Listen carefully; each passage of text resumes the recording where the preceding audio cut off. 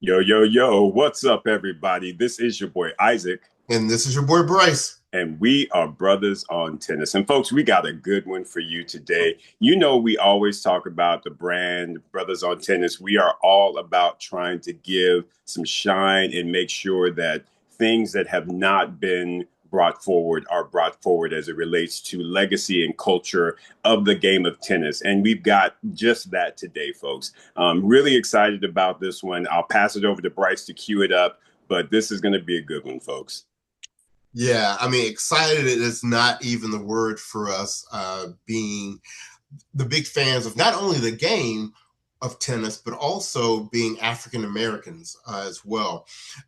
We have with us today Mr. Craig Nobles. And, actually, you may even know him from his own distinguished career in entertainment and marketing and media and all the other things that he does.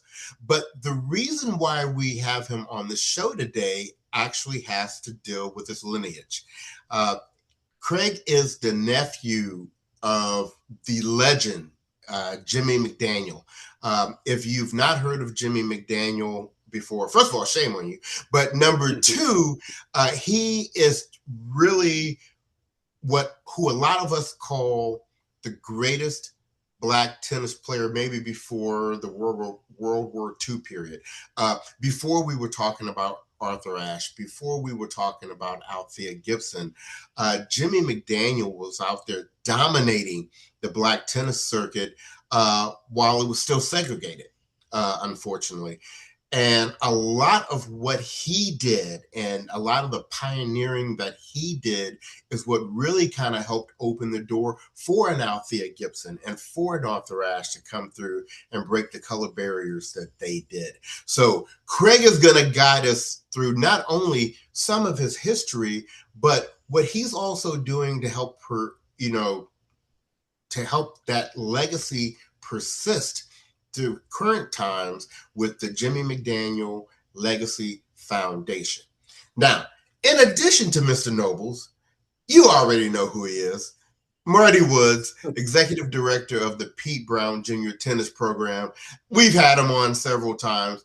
The unofficial Black tennis historian that we pull upon time and time again.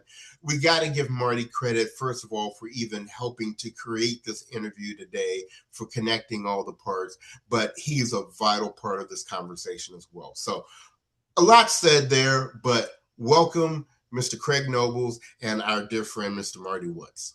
Thank you, guys. Thank you so much. And my road dog, Marty Woods, is he's we're joined at the hip. It's very interesting how Marty and I became connected. We have a close associate, Gerald Duncan, and his daughter. Was the number one Black female tennis player for 4 years at Harvard University, and went there on a full ride, just graduated last year. And, it's pursuing now a professional tennis career. And so Gerald said, hey, man, you got to meet my guy, Marty Woods. He's doing these things. And I'm like, well, I don't know who Marty Woods is, and so he said, no, come on, man. And so when I met Marty, I said, Marty, my uncle was Jimmie McDaniel. And Marty was like, what? And then he began to give me history about things that I didn't know about my uncle's journey, and so, I told Marty, I said, hey, man, I'm going to do a documentary. I'm going to get them to put a mural up at his high school. And one of my associates that Gerald and I met together, Mike Sullivan, who does all the artwork at Indian Wells of all the greats, all the ceramic tile that you see in the Indian Wells main arena, Mike Sullivan did. So I befriended Mike, and I went and called Gerald. I said, Gerald, come here, you got to meet this guy. And so Gerald and I met. And now Marty is, we're all, the four amigos, right? So, but Marty actually knew things about my uncle in his journey, especially him in pursuing and being in the tournaments, and a lot of the racism that he was confronted with inside of tennis. And we won't say what organization was, but the whole tennis organization that is the governing agency. And I think it was the United States Lawn Tennis Association at that time, which is now the USTA. And so that history and that lineage, it all started to make sense after I spoke with Marty, right? And some of the things, and you think about it, we're talking the 30s, and the 40s at the height of the Jim Crow era. And so at the height of the Jim Crow era, a black man could be murdered legally for looking at a white man, directly in his eyes. Okay. If you're black, you couldn't look at a white man. You had to keep your head down. Yes, sir. Yes, master. Okay, man. Yes, sir. And if you were to look up and look them in their eyes, you had, all hell to pay. Right. And so now here comes this kid, Jimmie McDaniel, who Uncle Jimmie was my grandfather's brother, my mother's father, Al McDaniel. And so, as a kid growing up, I got a chance, because my grandmother was the glue of our family. So I really got a chance to be able to visit with Uncle Jimmie. And because you can tell I'm very fair-skinned, and my Uncle Jimmie would say to me things like, "You don't know the blessing that you have. You should play tennis." And I'm like, tennis? Ain't nobody, we playing basketball, football, and baseball, Uncle Jimmie, but I'll go back, to the time of the Jim Crow era, right? And where Jimmie McDaniel and my grandfather also, this is later on, but my grandfather later on in 1957, him and his best friend, Thop, they sued the city of Los Angeles so that minorities could play golf on public golf courses, right? And so that was really something historical, but I didn't really get the impact that Jimmie McDaniel had on this, you know what I'm saying? This historical event, which becomes this big social event in Harlem in 1940, which they called it in Harlem the biggest social event to date to ever happen on the history of this earth. This was this tennis match. And so I want to shed some light on a lot of things because of the fact that Uncle Jimmie, didn't, he was, he was a pioneer in what he was doing, but, really didn't get the complete significance of what this match represented, right? And so going back to both him and Don Budge, they both grew up in California, right? Don Budge in San Francisco, Uncle Jimmie in Los Angeles. And why couldn't these two guys met here on the West Coast, right? Why'd they have to go all the way to the East Coast? Well, one of the reasons Marty informed me, is that they would, Uncle Jimmie would try to enter tournaments.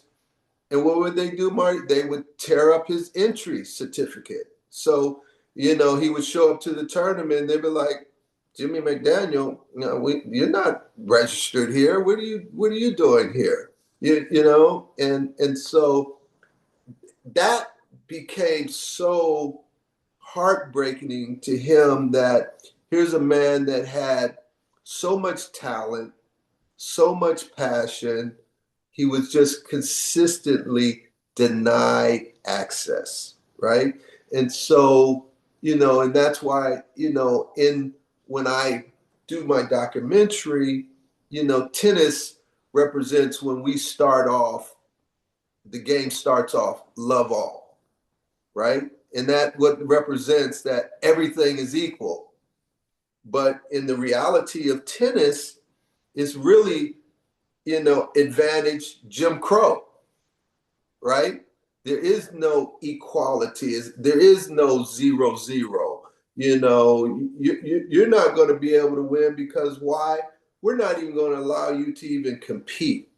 We're not even going to allow you to step on the court because how dare you, as a black man, think you could walk in to our white-only tennis club and say that you could compete against us, right? And this is our sport. This is not you. You know what I'm saying? And so, you start looking at that and how, that would be so emotionally heartbreaking to an individual that had so much talent and so much passion, right? And we grew up in Los Angeles. And so the elements that Jimmie McDaniel would even have to deal with to even play a game of tennis. He had no access to the country club and all the nets and the resources and the training, that white folks had. Jimmie McDaniel had to train himself. If you lived in Los Angeles, I was born in 1957, right? And in 1957, the alley we lived on, my grandparents lived on 3rd Avenue. In that alley, it wasn't, cement or blacktop. It was rocks, okay? Literally rocks that the steamrollers would flatten, to roll over. And that was where he had to practice, okay? With a rock that would stick out of the ground. And if that tennis ball hit one of them rocks, you don't know which way it was going to shoot off, right? And so his head, that's why he became so good, because his hand-eye coordination had to hit him off the rocks. You know what I'm saying? And so, but then the other thing is, he didn't have anybody to string his rackets. And if a string were to break, he had to play with what he had. You know what I mean? He had to make it good on, the resources that he had, and which were limited to zero to, you know what I'm saying? To not even one. It just, he had to make do with what he had. You know what I mean? There were no, I can remember when I was a kid, you know what I mean? I got one pair of shoes a year, right? You know what I'm saying? I got a pair of good shoes to wear to church and dress up, and I got a pair of tennis shoes, right?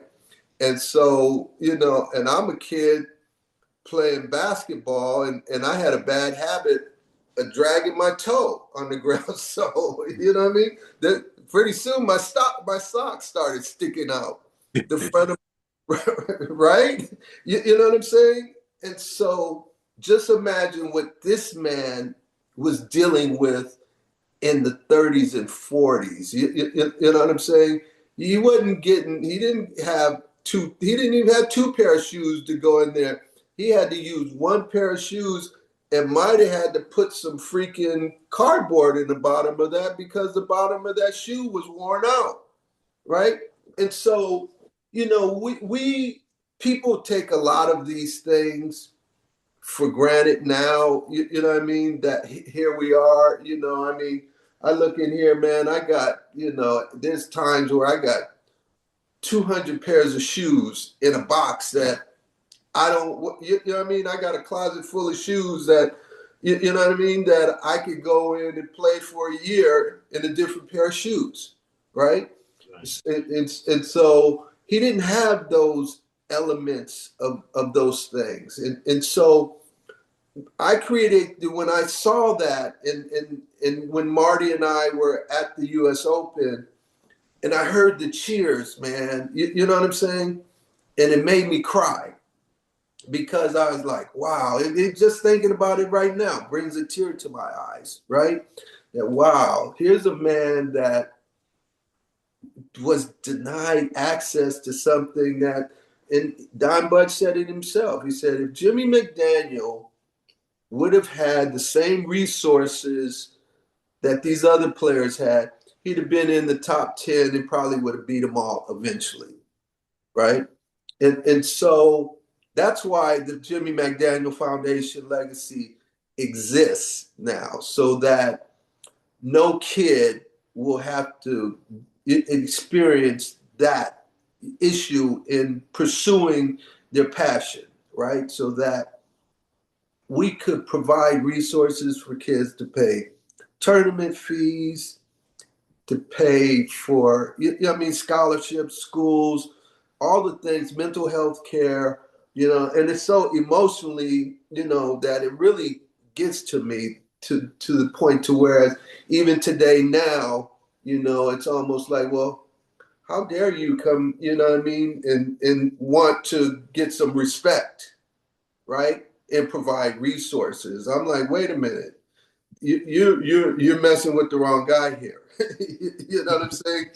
I was luckily, as a young man, I was mentored by Harry Belafonte, and I got a chance to be able to spend many hours a day with that man and picking him up and driving and talking about, our Black heroes, Martin Luther King, especially one of them. But even that, my god brother, Huey Newton, you know what I mean? I got a chance to spend a lot of time with him. Other people, Michael Concepcion, who he and I are still to this day are brothers, and have created an amazing business together. Michael Harris, who is an amazing individual. We just went across the United States, doing free concerts to give kids the ability to come in under the organization Community First. And so, with what Marty and I are doing and the rest of the team, we, from, Billie Jean King has supported us, Katrina Adams, Richard Williams, Ilana Kloss, Patricia Jensen, DJ Mad Links, Marty Woods. You know what I'm saying? All of these people, are supporting the Jimmie McDaniel Legacy Foundation so that we could go out and really make a difference. One of the initiatives that I'm working on now is to bring organized tennis leagues to the city of Los Angeles as a pilot program leading into the Olympics and emulating how Little League Baseball is inside of the, recreation and parks and Pop Warner football. So Jimmie McDaniel Legacy Foundation now becomes that, that founding partner with recreation and parks to be able to build these type of programs, and having someone like Marty Woods come in and, teach the kids and give the kids programs starting, all the way in where we start, Marty, in elementary school, right? And going to the middle schools and then to the high schools and eventually into college and then into the professional ranks. And so Marty is doing that so eloquently now at his programs at Harvard Park, which is in South Central LA. He's going to be taking over the program over at Manual Arts High School and putting that whole program together, and where we just put my uncle's mural in there, which the USTA was so graciously provided us a grant to put this ceramic tile mural in there. But I think you guys, you kind of get, the passion. I also have just partnered with the Black Tennis Hall of Fame, which is a big deal.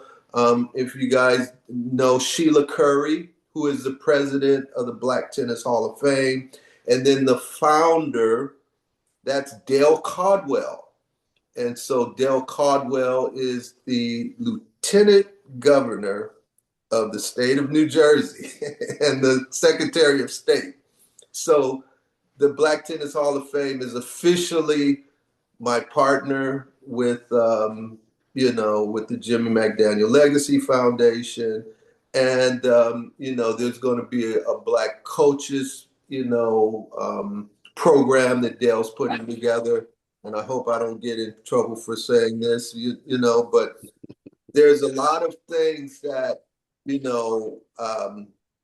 I'm going to be really a part of and pushing so that, equality and fairness comes to all of us, right? And that, we break the color lines. There are no color lines here. And another activation we're planning on doing, had a call with Carlos Fleming yesterday, which is pretty cool, and we're working on some exhibition tournaments. I don't want to say the names of who they were because I might get in trouble for even mentioning these names, but it's a really historical, activation where we'll go in and do tennis exhibitions in, starting the first one in Las Vegas.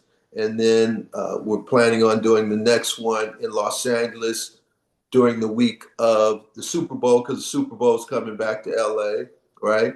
And then we'll go into other markets, go into Dallas, and then into DC, Atlanta, and Miami and New York.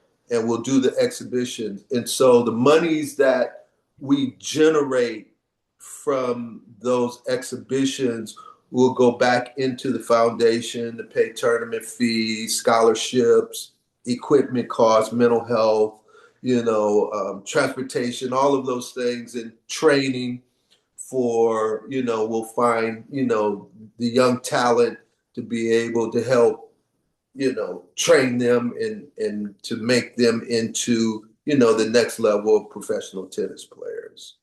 But that's kind of pretty much an overview, guys, of, what the Jimmie McDaniel Legacy Foundation is about.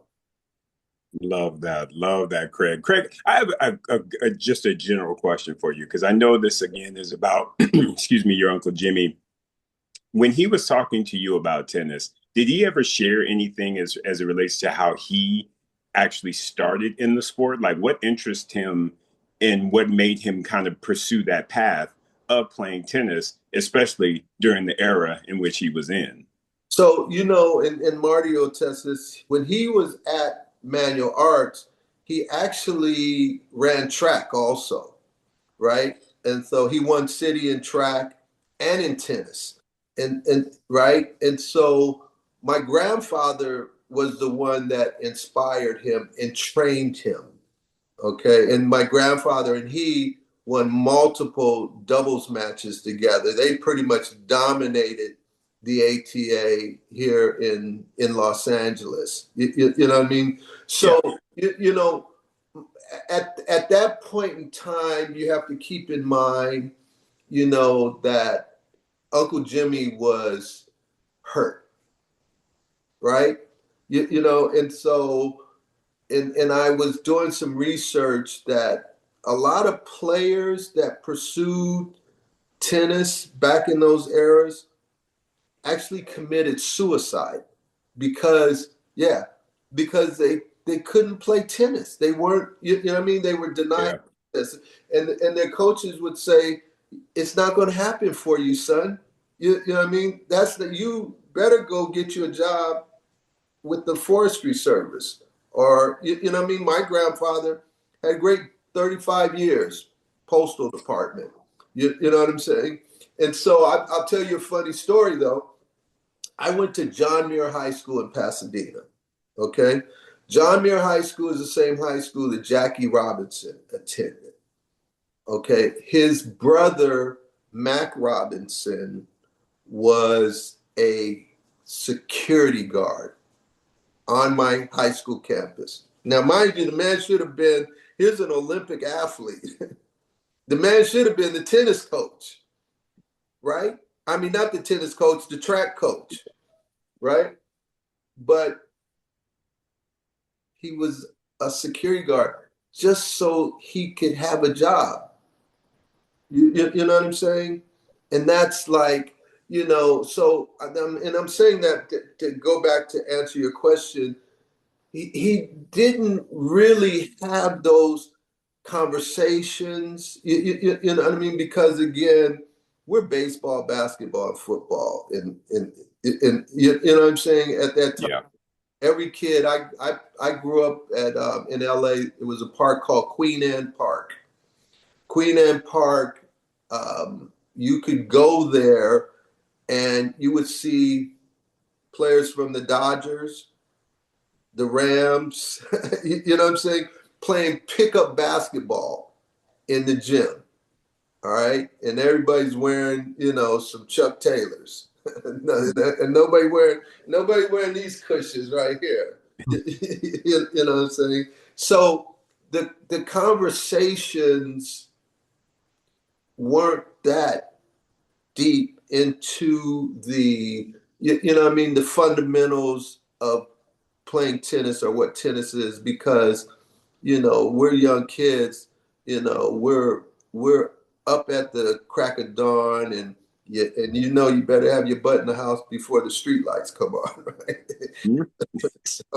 So you know what I mean? So that's kind of like, you know, in that experience, Uncle Jimmy was, you know, he was a very humble guy and very, you know, wasn't cocky, but he was confident, you know, and kind of quiet, and didn't really, you know, wasn't that social guy. You follow me? And so, you know, but he, if you were into tennis, then that light bulb would come on, right? But you know what I'm saying? We're you know, we're talking, you know, watching Jim Brown and the Rams and Roman Gabriel and, you know, Gail Sayers. Those were, you know, and Will Chamberlain. There were no role models in tennis. And so it didn't excite a young kid, right? Because the last role model we had was Jimmie McDaniel in 1940, right? And so, you know, it's when you look at it, I'm looking back now, you know, on retrospect, that wow, you know, I didn't see it. You know what I'm saying? And now when you look back, you're like, wow, the painting was on the wall the whole time. But Yeah. you know, we just didn't get it. Well, you know what? I'm glad you kind of started to go that direction about the player, because I want to bring Coach Woods in on the conversation here. You know, for our tennis players out there, you know, talk to us about what made Jimmie's game so domineering. Why was he so successful against everybody else? What were the aspects of his game that gave him that skill set?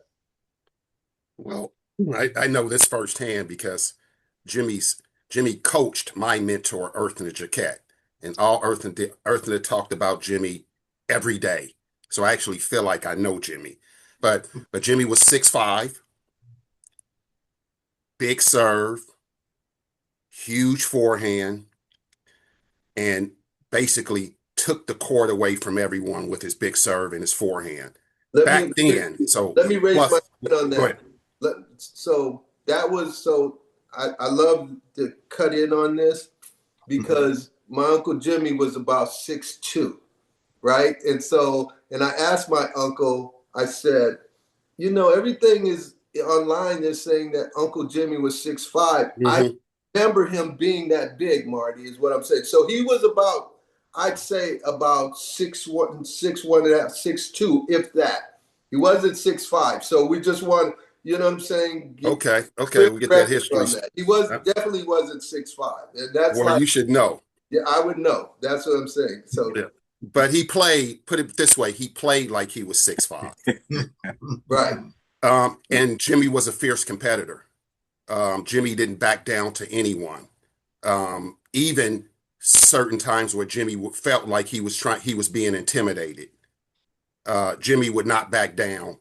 Um, Also, Jimmie was a smart player. He knew how to play the courts. He knew the demographics of the courts, and he knew how to expose other opponents' weakness, and basically gave that same tutelage to Arthur Ashe, who went on to win multiple ATAs.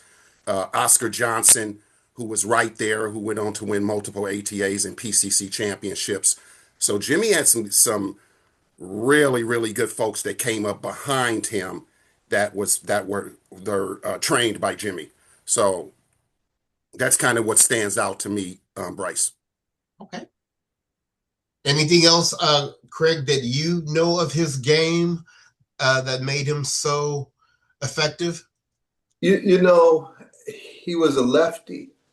You know what I'm saying? And so most people were right-handed. And so that was one of the things that I noticed that gave him a real good advantage, right? And the other thing is his hand-eye coordination. You know, I mean, if you just sit and think about it, like the guy had to have the greatest hand-eye coordination in the world playing tennis on you know what I'm saying, off of rocks in the backyard in the alley. You had to be good to hit that. There was no way you're gonna be able to play. You know what I mean? Right. Hitting a regular ball straight at him, that was just easy. You know what I'm saying? He could get ready and bang, he could, you know what I mean, let off. He didn't have to worry about it. You know what I mean? Might give it a little left turn. He might have to adjust. It wasn't fair, right? But Also, too, guys, I think Jimmie's serve was huge. I think Jimmie's serve still resonates to this day. I mean, I have a bit of piece of it. Arthur Ashe has a piece of it. All the big African American players have a piece of Jimmie's serve right now. His serve was incredible. And and just in, go ahead, Greg. yeah, but see, Marty is this the other thing. Marty's a tennis player, right? So you know he would know exactly the mentality of a tennis player. He had Arthur Ashe to mentor him, right?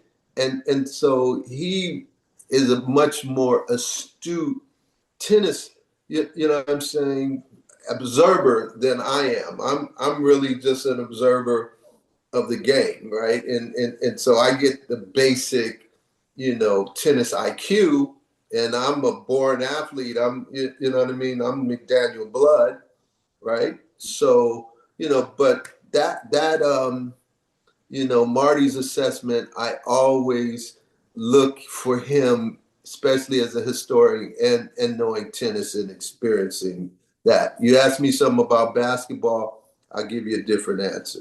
Tennis, you know, that I didn't play tennis as a you know, as a competitive sport. It was more so just a recreation.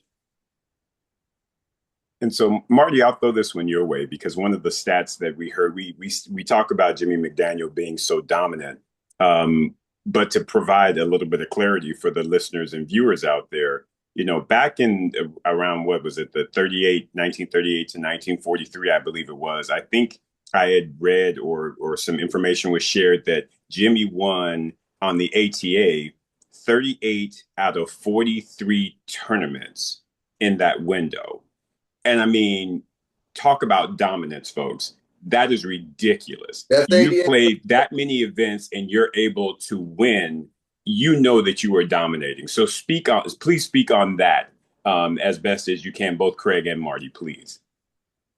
I'll let Marty. No, exactly. I mean, he was a dominating force. You know, that's why it's so tough to have this conversation right now that he didn't get those opportunities, you know, because he was so great. I remember this story where these new young guns were coming on. It was some new James Stocks, a brother from Pasadena who was winning the PCC, a gentleman by the name of Oscar Johnson. These were the new guys were coming up, and Jimmie was doing his thing. Finally, they have a huge tournament at Griffith Park, and these guys, I mean, James Stock hadn't lost a match in 7 years. Jimmie comes down from Oakland, wins the tournament, beats them all. Then the next week puts his entry into the Pacific Southwest, and that's when his entry was suspiciously lost. But just think of the momentum he had at that time, and if he could have entered that tournament, that would have been huge. So here's another story. I want to let Craig jump in this, but so these guys had got together and they said, let's see if we could really push the needle here. So there was a black doctor that was really good that Jimmie was kind of teaching and was not on the same level as Jimmie. So they entered him into the same tournament. Okay, so a doctor, so think about this. So back then they see Dr. So-and-so. So guess what? They allow his entry. They give him his entry, right? So that day, the whole crew shows up to the tournament to watch him play. And guess what they did? They sent him to the wrong location. But these are the things he was experiencing back in these in that day. So Isaac, and that's probably one of the tournaments that he lost that would be because he probably would have won that tournament, right? And so, guys, when we go back to see what his, that 38 out of 43 tournaments, one of those, you know what I mean, those losses in those tournament probably are associated like that he lost them because of default, right, Marty? He didn't lose them by being beat. He was, defaulted, and as I did my research, I think Nova, he is the close. I think he's got an 81 or 82% win rate. Jimmie McDaniel has an 88% win rate, which is the highest men's win rate in history. How about that one, guys? Mm-hmm. That's incredible. Not too many people were beating Jimmie back in those days, guys. Yeah. Right. Yeah. So was there ever any real acknowledgement from the tennis establishment at a certain point once, I guess we kind of got out of the segregated tournaments? It feels like to me, I'm constantly seeing stories about individuals that still did not get their due, in the pre-segregation, during the segregation period for the great tennis that they played. No, there's been no, every once in a while they'll give him the acknowledgement during Black History Month. He was the greatest Black player. Right now, I just found something where Wilson Sporting Goods did an activation in 2021 where they acknowledged my Uncle Jimmie as breaking the color barrier. And then they go to say that Wilson sponsored it and coordinated it, right? In 1940. And I was like, and for a minute I was like, wow. But, I don't want to go off on that tangent, but, they have acknowledged him as breaking the barrier, but nothing that has really, where he should be in the International Tennis Hall of Fame, right? He should be recognized, as Althea and Arthur is. The USTA should do, like last year, they acknowledged Althea Gibson, for what she did. There should be a year where they acknowledge what Jimmie McDaniel did because he is, there is no one before him. The next person was almost 20 years after him, which was Althea in 1957, she went to the Olympics. You know what I'm saying? So, no, it hasn't been done. And so that's when I started it. That's when I went to the USTA. And they graciously provided me with the grant. They said, okay, Craig, let's start this process. And so we're making those steps, right? And the USTA has been very, very supportive to the Jimmie McDaniel Legacy Foundation. Marty, I wish you guys could have experienced the mural installation. That was something, historical, right? But, they are making steps. So I don't want to, they are making that effort. The next effort is Xavier. So he went to Xavier University, talking with the reps in the USTA in Louisiana, spoke with the president's office, speaking with the tennis coach. And, so hopefully in the next week or so, we'll get that commitment from them saying, okay, yes, let's, do this acknowledgement. But it's a process. And we're now, Marty and I, we've accomplished step one, right? Which is the mural. And that's a great acknowledgement because their grant paid for that. Nice. And Craig, the mural, I know that you're pursuing this, or at least maybe let me ask this question. Is there a mural already at Xavier University, or is that to come? That's to come. Okay. Yeah. There's the only one is at Manual Arts right now, which we installed on the 25th. Got it. Okay. And just FYI for the listeners and the viewers, that mural installation there at Manual Arts High School, that got a lot of media attention, right? Yes, it did. Yeah, all the news networks and the medias, it's growing. So Fox did a great job in covering. I mean, everybody. Jim Hill, who is 50 years in Los Angeles, 50 years in one market. Jim did an amazing piece. Jim spent the whole day there, and so we provided Jim with an honorary plaque. And and when you have Jim Hill show up, it's official, right? In Los Angeles. So he is Los Angeles sports as we know it. Let me add one quick thing, guys. So I was just thinking about when you brought up Jimmie attended Xavier. Just think back then, I think Jimmie would have been one of the players that could have jumped right from high school to the pros.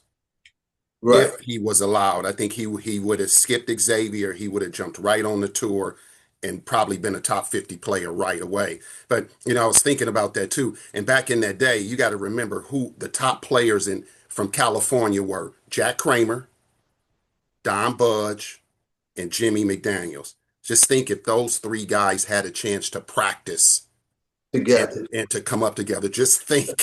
And you know what? I mean, just think of that. And let's not forget something else. I want to make sure our listeners and our viewers are aware of something else too. Just because Jimmie McDaniel went to Xavier University in Louisiana, he was still barred from playing the NCAAs because it was still a segregated event. So applause that he played collegiately, but he didn't get a chance to even play the biggest tournament. Right. And Jimmie McDaniel lived walking distance from the University of Southern California. Well, yeah, he lived up. He grew up on Budlong in Jefferson. All he had to do was walk 10 blocks down Jefferson, and he's right at USC. So yeah, that I mean, even and Marty, you can elaborate on this a little more too. Even before the Don Budge match, he played Bobby Riggs while he was in high school. Yeah, and I think they went 3 sets, and then Bobby finally got him. They played 13 games in that last set, and Riggs beat him 11-13, I think it was. Yeah, he beat him in the tiebreaker, guys. Yeah, in the tiebreaker. He beat him in the third set tiebreaker. Yeah. Yeah. And Riggs was what, top 10? Yeah, top 10 player. Yeah. I mean, he won Wimbledon right after that, right? Didn't he? Was very close to it. So yeah, again, like I say, man, Uncle Jimmy was denied access, and here we are, guys, and I really appreciate you guys doing this interview because it helps, it helps bring the message out, and that's what we want to do, and that's what the Jimmie McDaniel Legacy Foundation is about, is that no kid should have to go through what Uncle Jimmy went through, and when I speak to a lot of the young tennis players, black and brown tennis players, it still exists to a certain extent, right? But we still want to help, bring something that is positive to this experience and provide resources for these children so that, we can try to level the playing field as we become the voice of the voiceless, as one of my good friends used to always tell me. That's always a blessing to be the voice of the voiceless. Yeah. And I was really so proud of you, Craig, when you spoke directly to those kids out there to, number one, let them know, yes, this is a different era, but Jimmy's legacy is here to stay. Number two is they can do they can do just as much as anyone could do with, even if they have boundaries, they can get through those. And if they need support, the Jimmie McDaniel's Foundation is there for them, and the Pete Brown Foundation is there for them for their support. So I appreciate that, Craig. I thought that was big for you addressing those kids directly and letting them know that we're there for them, and Yeah, that mural is there memorialized for them to look at when they're feeling like they're being challenged and for strength. That mural's right there for them. yeah, exactly. And you're right around the corner. Marty Woods is right around the corner, Exactly. training these kids, you know what I'm saying, and providing resources. Marty and I are going, I spoke to Dr. Flowers, and we just have to work out a time. Tuesdays don't work for them, but we just have to work out a time for you to go over there and start bringing the equipment and doing a clinic. Yeah. And also, fellas, brand new courts at Manual Arts, brand new 4 resurfaced, brand new courts that are purple, the school colors. Love for you guys to get out to see those courts. They're Yeah, and we're fantastic. putting They two look more, and great. we're putting two more courts there, Yes. right? We're putting two more courts and lighting, and what I mean. So the USTA has made a commitment to bring those courts, up to USTA standards, and Beautiful courts, yeah, fellas. Love yeah. hearing that.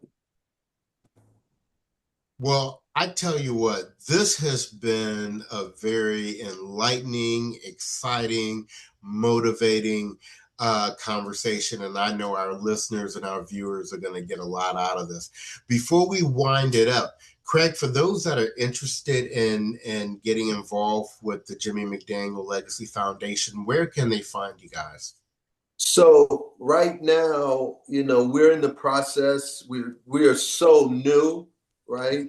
That we are putting the website up right now. We just started the foundation, but if anybody wants to reach out to me, you can reach out via my Instagram, which is swag SWAGG media MEDIA CEO, swag media CEO. That's my Instagram, and then my email is cnoblespctech@gmail.com, cnoblespctech@gmail.com.